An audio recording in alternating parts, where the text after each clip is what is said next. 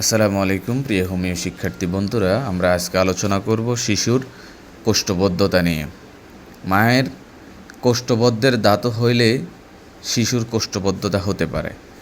মায়ের স্তন দুগ্ধ চষে এবং গাভী বা ছাগলের দুধ চষে বা অযোগ্য আহারের দোষে ইত্যাদি কারণে শিশুর কোষ্ঠবদ্ধতা হতে পারে। কোষ্ঠবদ্ধতার পিছনে অনেকগুলা কারণ বা রিজন থাকতে পারে। এর ভিতর বাচ্চা অনিয়মিত খাবার দাবার বা অনুপযুক্ত খাবার দাবার হইলে কোষ্ঠবদ্ধতায় ভুগতে পারে। এরই চিকিৎসা হিসেবে আমরা আমাদের হোমিওপ্যাথিতে যে কয়েকটি গুরুত্বপূর্ণ মেডিসিন দিয়ে রোগীকে আরোগ্য করে থাকি, তার মধ্যে অন্যতম হচ্ছে অ্যালুমিনা। কৃত্রিম দুধ বা বাজারের যে সকল দুধ খায় বাচ্চারা, যেমন ডানু বা অন্যান্য যেই কৃত্রিম দুধগুলো আছে, ওগুলো যখন বাচ্চা খাওয়ার পরে বাচ্চার পায়খানা খুব কষা হয়ে যায় বা কোষ্ঠবদ্ধতা দেখা দেয়।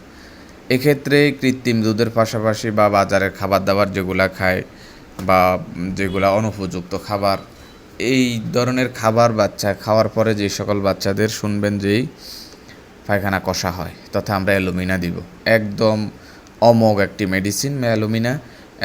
30 শক্তি দিনে 2 থেকে 3 বার দেওয়া যেতে পারে।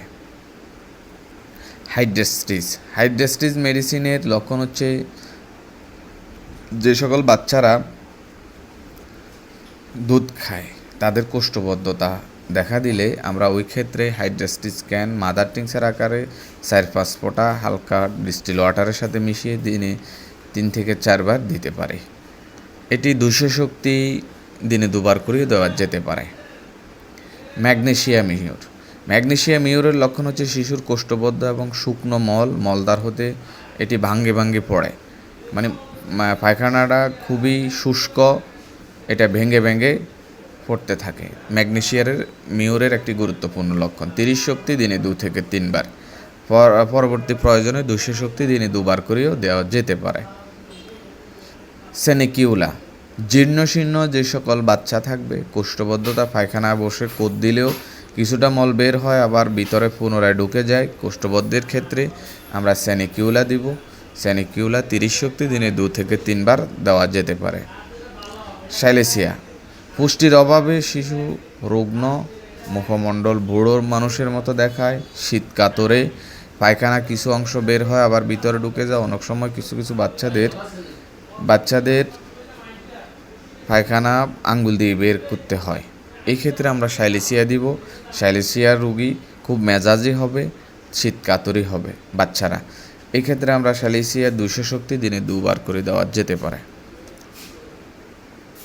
উপরোক্ত মেডিসিনের পাশাপাশি আমরা ক্যালিমিওর, বায়োকেমিক 4-5 বড়ি করে 6x কিংবা 12x কুসুম গরম পানির সাথে মিশিয়ে 2-3 বড়ি করে বাচ্চার বয়স অনুপাতে দেওয়া যেতে পারে।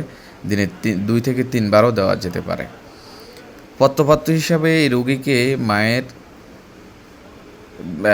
যে সকল খাবার মা গ্রহণ করেন সেদিকে নজর রাখা উচিত। মা যেন সুপথ্য গ্রহণ করে, ভাত, মাছ এবং বিভিন্ন শাকসবজি, ফলমূল এগুলা বেশি মা খেতে হবে। এবং মাংস জাতীয় খাবার, অনেকেই গরুর গোশত বা হাঁসের গোশত, এই ধরনের গোশত মায়ের জন্য নিষেধ।